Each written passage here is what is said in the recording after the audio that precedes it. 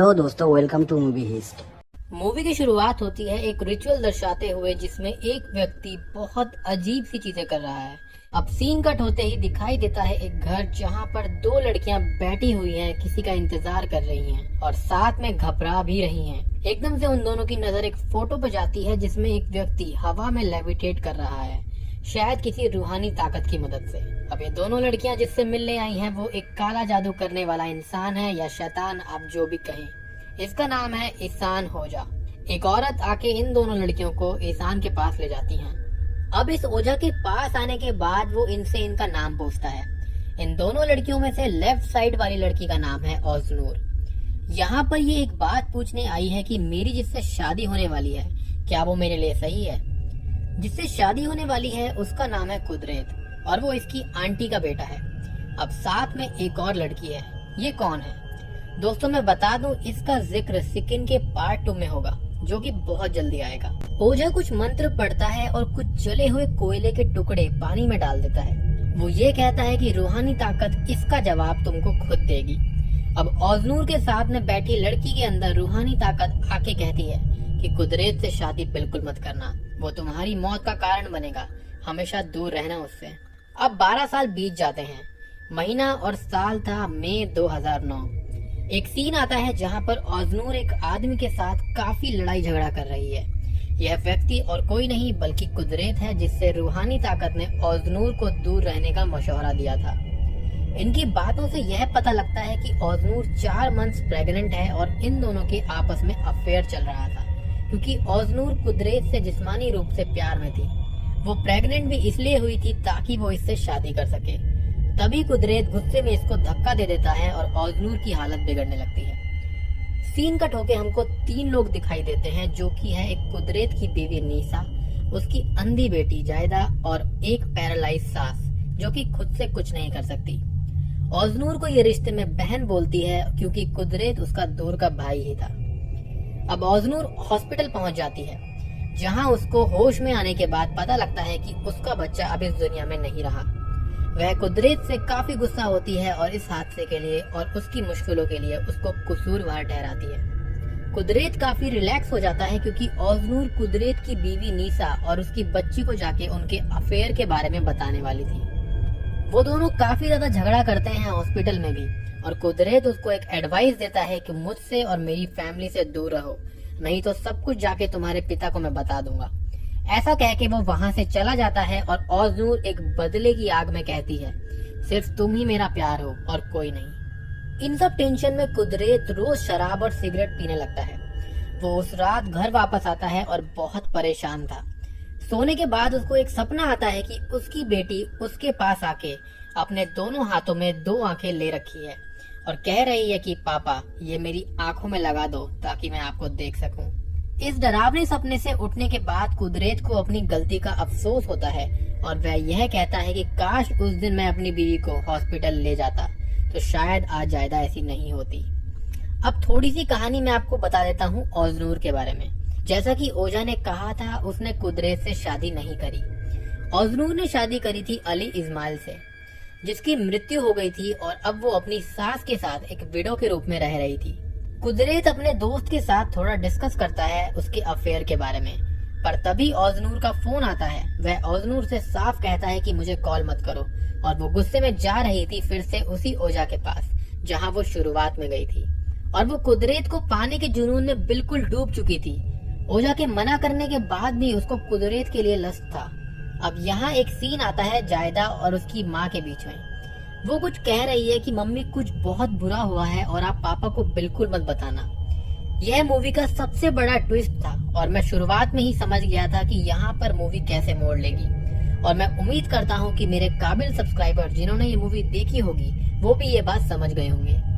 ओजनूर एक काली रात में पहुंच जाती है उस ओझा के पास। अब यहाँ ओजनूर अपने पास रखे हुए पैसे और सोने के कंगन ओझा को देकर कहती है कि कुछ ऐसा कर दो जिससे कुदरत बस मेरा हो जाए और अब ये जिंदगी और मौत का सवाल है। ओझा मान जाता है और कहता है कि मैं कुदरत की बीवी पर एक बिग स्पेल चलाऊंगा।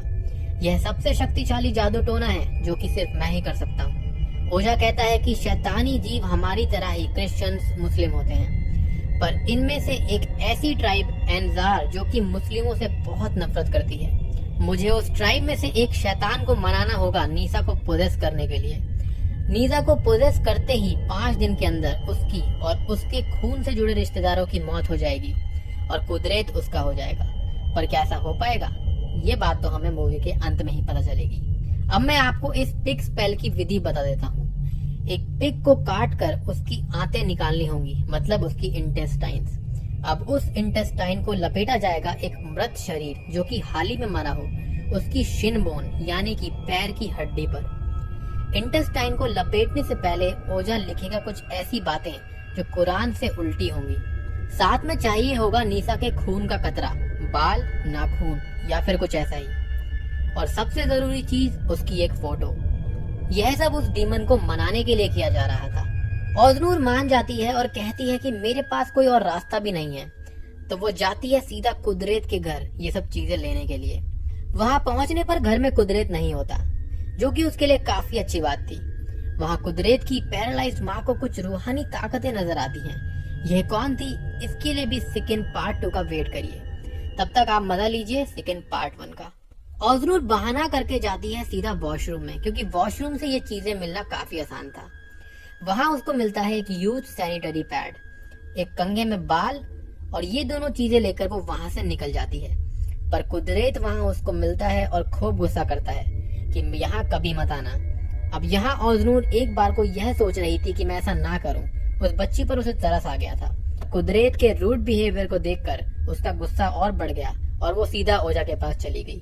यहाँ डीमन को बुलाने की प्रक्रिया शुरू करी गई। सैनिटरी पैड को एक पानी में डुबाया जाता है। उस पानी को डाला जाता है पिग की आंतों में। फिर मुर्दे की शिन बोन पर उसको लपेटकर कुछ फरियादें की जाती हैं और बस शैतान राजी हो जाता है। और अगले 5 दिन अब जहन्नुम जैसे आने वाले थे कुदरत की फैमिली के लिए। एक खास बात और थी कि नीसा की तस्वीर को 5 दिनों तक कुत्ते के खाने में मिलाकर देने को कहा जाता है। भयानक रातों की शुरुआत होती है 10 मई से। कुदरत के घर में एक सीन आता है जहाँ जायदा अपनी दादी माँ के बाल बना रही है और एकदम से उसको एक ऊंची सी सांस आती है और जायदा अपनी दादी माँ को करके चुप करवाती है। वहाँ कुदरत अपने नशे में धुत होता है। नीसा 12 बजे उठती है अपनी सुबह की प्रेयर्स करने के लिए। प्रेयर करने के बाद उसको बहुत सारे शुकर यानी पिग के कटे हुए सर नीचे गिरते हुए दिखते हैं।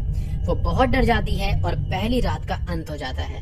पर भयानक चीजें तो अभी आने वाली थी। अब अगली सुबह यानी कि 11 मई को अचानक से नीसा पोजेस होने लगती है और अपनी बेटी की डॉल और खुद के ही बाल काट कर खाने लगती है। रात को नीसा ये सब कुदरत से डिस्कशन करती है और वो उसको पागल कह के डांट देता है। पीछे जायदा डॉल के साथ काफी ज्यादा अजीब चीजें करने लगती है। अब इसका ऐसा बिहेवियर क्यों था, ये बात तो आगे ही पता चलेगी। ओजनूर की तरफ से एक सीन आता है, उसको भी अजीब से एहसास होने लगते हैं। वो रात को सोने जाती है और उसको उसका मृत पति दीवार में सर मारता हुआ दिखाई देता है। वो कहता है कि तुम्हारे अफेयर की वजह से ही मैंने खुद को इस तरह कट मार के मार दिया था। वो जाग जाती है और फ्लोर पर पैर रखती है। उसके पैर में चुप जाता है वही ब्लेड जो उसके हस्बैंड के हाथ में था सपने में। आखिर ये सब ओजनूर के साथ क्यों हो रहा था और ओजनूर को ये सारी चीजें क्यों दिख रही थी? अब बात है 12 मई के दोपहर की। नीसा अपनी सास की देखभाल करती है, उनको साफ करके। वो उनके लिए एक सूप बनाने के लिए रख देती है। ये सब करके नीसा बाथरूम में पानी फेंकने जाती है। इतने में हमको दिखाई देता है कि नीसा की सास जो कि पैरालाइज थी, वो रूहानी ताकत के कंट्रोल में आके चलने लगती है और खुद पर वो गरम गरम सूप डाल देती है। तो घर में पहले इंसान की मौत हो जाती है। इनका क्रियाक्रम करा जाता है और सब घर में शोक मनाते हैं। ओजनूर भी आती है और दुख दिखाती है, पर अंदर से वो काफी खुश थी। जायदा इस बात से काफी परेशान थी और बहुत रोते हुए दिखाई देती है। कुदरत बाहर सिगरेट पी के घर के अंदर जाने की कोशिश कर रहा था, पर कोई भी चाबी काम नहीं आती। अचानक से ही अपने आप गेट खुल जाता है और अंदर उसको अपनी बेटी की आवाज सुनाई देती है, पापा, पापा। अब अंदर जाते ही कुदरत की बीवी और ओजनूर एक रूहानी ताकतों के रूप में उसको डराती है। अचानक से वहाँ भी होती है उसकी बेटी जायदा। वो बहुत घबरा जाता है। उस रात का अंत होता है और 13 मई की सुबह कुदरत अपनी बीवी नीसा की बात मान लेता है। कुदरत एक प्रीस्ट की मदद लेने की बात कह के प्रीस्ट के पास चला जाता है। यहाँ प्रीस्ट एक बॉडी को नहला धुला रहे थे। कुदरत उनसे बात करता है और कहता है कि मेरे घर में कुछ बहुत बुरा हो रहा है। प्रीस्ट बोलते हैं कि तुम्हारे घर में तुम्हारी बीवी एक जिन के द्वारा पोजेस हो गई है। ये डेल्यूजन दिखाना और एक शैतानी जिन का ही काम है। अब यहाँ प्रीस्ट ये कहता है कि दो बातें हो सकती हैं, या तो बुरी शक्ति को तुमसे कुछ दिक्कत है, या फिर तुम्हारे यहाँ किसी को तुमसे दिक्कत है और उसने जिन को भेजा है तुम्हारी बीवी को पोजेस करने के लिए। इन शॉर्ट प्रीस्ट उनकी मदद करने के लिए तैयार हो जाता है। अब 13 मई की रात को दो हादसे होते हैं, एक नीसा के साथ और एक ओजनूर के साथ। पहले आते हैं नीसा पर। नीसा को नीचे बाथरूम में उसकी सास पॉटी के साथ ब्रेड खाते हुए दिखती है वॉशरूम के अंदर। वो बहुत घबरा जाती है और तभी कुदरत आके उसको संभालता है और यह कहता है कि कल हम प्रीस्ट के पास जाएंगे, चिंता मत करो। और तभी वहाँ ओजनूर के घर में ओजनूर नहाकर निकली ही थी, तभी वहाँ पर लाइट चली जाती है। पर वहाँ उसको रूम में दिखाई देती है नीसा एक शैतान के रूप में, जो कि ओजनूर के 4 महीने के मृत बच्चे को लेके बैठी हुई थी। और वो शैतान उसको काफी बुरे शब्द कह के नीचे फेंक कर चला जाता है। अब 14 मई की सुबह ओजनूर बात करती है ओजा से। वो यह बताती है कि मुझे बहुत ही अजीब शैतानी सपने आ रहे हैं, पर ओजा कहता है कि डरने की कोई बात नहीं है अगर तुम्हारा नीसा से कोई ब्लड रिलेशन नहीं है। अब पीछे से यह बात ओजनूर की सास सुन लेती है। वहाँ नीसा अपने घर में अपनी बच्ची की ड्रेस ठीक कर ही रही थी, तभी जायदा अपनी दादी माँ के हेल और हेवन में जाने की बात करती है और नीसा पोजेस होके खुद को फांसी लगाने लगती है। यहाँ भी जायदा का बिहेवियर ठीक नहीं था। कुदरत आकर उसको फांसी लगाने से रोक लेता है। ओजनूर की सास घर आके सब कुछ उनको बता देती है और बस कुदरत अपनी बीवी को लेकर निकल जाता है ओजा के पास। वहाँ ओजा ने सारी तैयारी कर ली थी उस जिन को बाहर निकालने के लिए। अब यह 14 मई की रात थी, यानी कि 5वां दिन। अब तक बस एक ही इंसान की मौत हुई थी, पर आज सारे फैसले होने वाले थे और बहुत से राज भी खुलने वाले थे। सीन कट होके ओजनूर के पास आता है। ओजनूर डिनर कर रही थी, अचानक से उसको कुछ अजीब सा महसूस होता है और डिनर की थाली अचानक से खून से भरे वॉर्म्स में बदल जाती है। वो वोमिट करती है और उसके मुंह से बाहर आते हैं बहुत सारे वॉर्म्स। वो किसी को फोन मिलाने जाती ही है, पर अचानक से वो किसी को देखकर बहुत घबरा जाती है और उसका पूरा शरीर टेढ़ा मेढ़ा होने लगता है। उसकी सारी हड्डियां टूट जाती हैं और ओजनूर की मौत हो जाती है। वो कहते हैं ना कि अगर किसी और के लिए गड्ढा खोदोगे तो उसमें आप खुद भी गिर सकते हो, और ओजनूर की बदले की आग में यही हुआ। अब आखिरी स्टेज आती है जहाँ पर प्रीस्ट नीसा को बैठा देता है एक चेयर पर, जो कि कुरान की किताबों से घिरी हुई थी, ताकि वो जिन वहाँ से बाहर न जा पाए।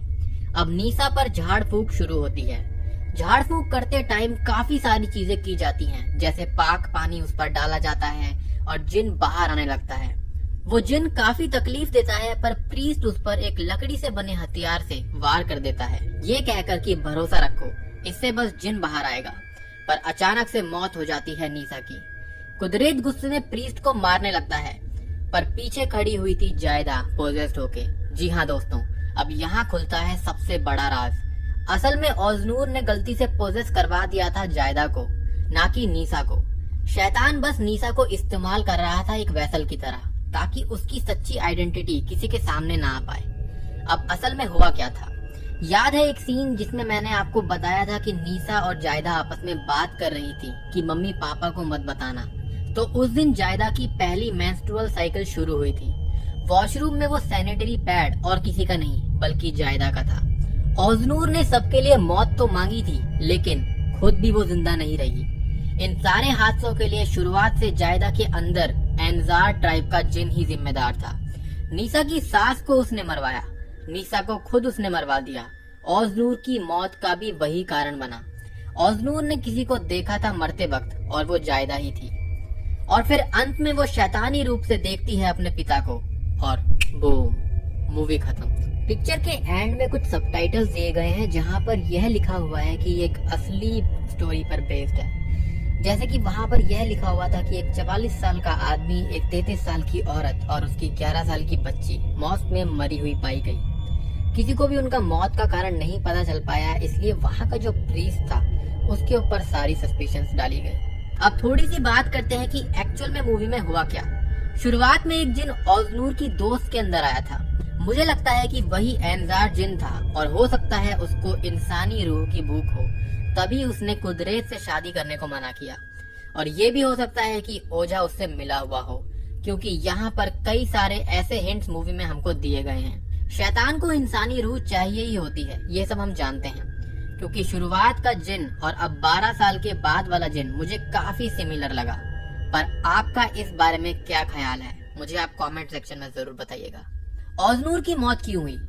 क्योंकि जिन जिसको पोजेस करेगा उसके खून के रिश्तेदारों में आने वाले सभी लोगों की मौत हो जाएगी, यानी कि जायदा की माँ, दादी, कुदरत उसका पिता और ओजनूर यानी कि उसकी आंटी। और यही कारण था कि ओजनूर की मौत बहुत ही भयानक रूप से हुई थी, क्योंकि वही वो थी जिसने उस जिन को बोला था पोजेस करने के लिए। वीडियो पसंद आए तो लाइक, शेयर और सब्सक्राइब जरूर कर देना।